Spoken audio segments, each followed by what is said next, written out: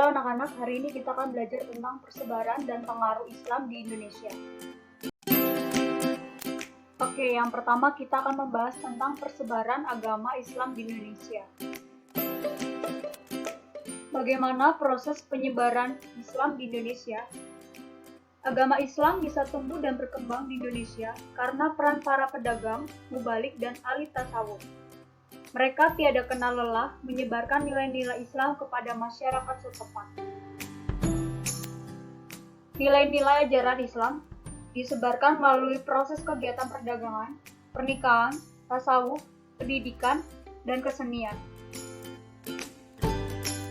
Oke, kita akan bahas satu persatu. Yang pertama, melalui kegiatan perdagangan. Awal penyebaran agama Islam di Nusantara tidak lepas dari para pedagang. Para pedagang tersebut berperan selain sebagai pedagang, juga sebagai ulama, atau orang yang memahami ajaran Islam. Para pedagang dari Gujarat, Arab, dan Persia datang ke Nusantara sambil berdagang, berupaya mencari simpati dari masyarakat setempat. Mereka mendekati para raja dan bangsawan yang memegang peranan dalam dunia perdagangan. Mereka juga bergaul akrab dengan para penduduk yang didatanginya. Melalui upaya itu, transaksi jual-beli menjadi sesuatu yang saling menguntungkan. Setelah hubungan sosial ekonomi berjalan lancar, mereka sedikit demi sedikit memperkenalkan nilai-nilai Islam ke seluruh penduduk.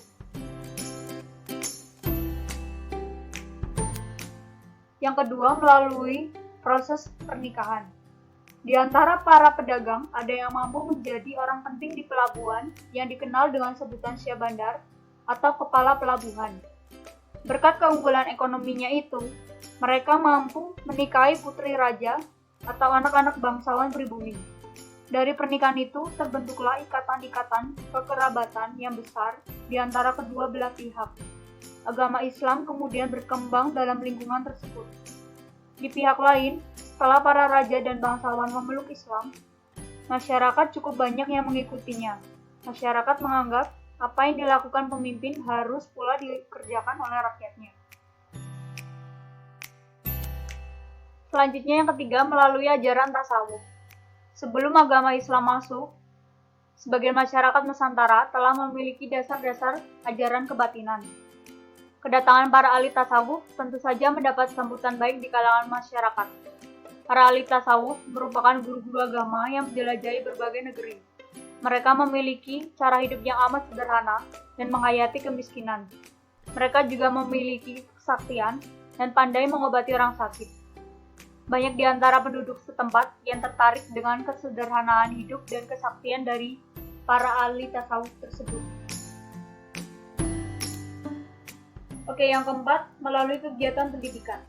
Pada tahap-tahap berikutnya, agama Islam disebarkan melalui pendidikan pesantren oleh para mubalik.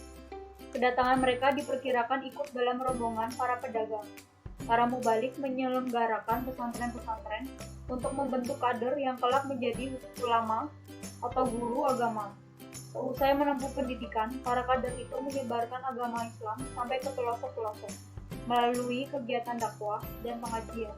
Dengan demikian, semakin banyaklah penganut agama Islam. Yang terakhir, melalui sarana kesenian. Beberapa tokoh Islam ada yang berusaha menyebarkan ajaran Islam melalui seni yang di dalamnya terkandung unsur-unsur Islam. Cabang seni yang berpengaruh dalam proses Islamisasi adalah arsitektur, seni pahat, seni ukir, seni tari, dan seni pertunjukan wayang. Sunan Kalijaga adalah salah satu figur wali yang sangat menyukai seni. Bahkan ia menggunakan seni sebagai sarana dakwah. Ia memasukkan unsur Islam ke dalam pertunjukan wayang yang dimainkannya. Dari sinilah masyarakat kemudian tertarik untuk mempelajari Islam. Oke, selanjutnya yang akan kita bahas adalah pengaruh Islam terhadap masyarakat di Indonesia. Agama Islam di Indonesia telah lama dianut oleh warga Indonesia dan telah menjadi agama mayoritas di Indonesia. Agama ini sendiri telah memberikan berbagai perubahan yang berarti pada berbagai bidang yang ada. Agama Islam telah memberikan pengaruh dalam berbagai aspek kehidupan masyarakat di Indonesia. Agama Islam tidak hanya dijadikan sebagai pedoman untuk berhubungan dengan Tuhan, tapi juga dengan sesama manusia. Pengaruh Islam di berbagai aspek dalam kehidupan masyarakat Indonesia, diantaranya yang pertama di bidang politik. Setelah agama Islam masuk, kesultanan-kesultanan yang bercorak Hindu-Buddha mengalami keruntuhan dan digantikan peranannya oleh kesultanan-kesultanan yang bercorak Islam seperti Samudra Pasai, Demak, Malaka, dan sebagainya. Dalam sistem pemerintahan yang bercorak Islam tersebut, rajanya bergelar sunan atau sultan. Seperti halnya para wali, jika rajanya meninggal tidak lagi di candi atau dicandikan atau disemayamkan, tetapi dimakamkan secara Islam. Setelah masuknya pengaruh Islam, sistem kasta dihapuskan. Dengan begitu, maka tidak ada lagi penggolongan kelas sosial masyarakat secara tertutup. Walaupun di Jawa misalnya, dikenal gelar utama yaitu kiai yang memiliki derajat yang lebih tinggi dibandingkan masyarakat lainnya.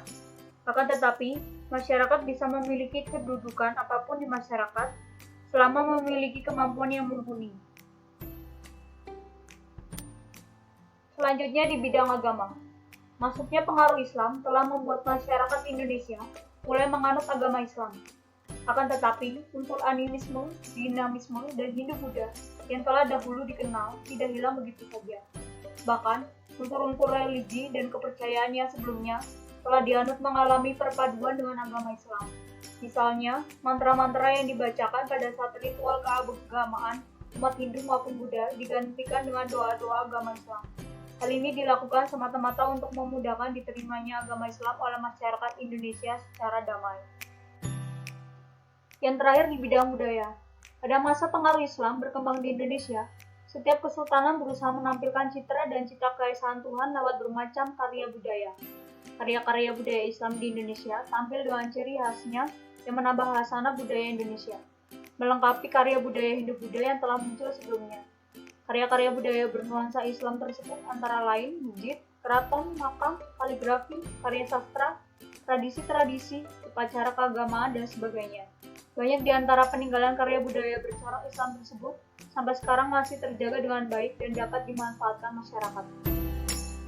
Demikian pembahasan materi kita pada hari ini. Sampai jumpa.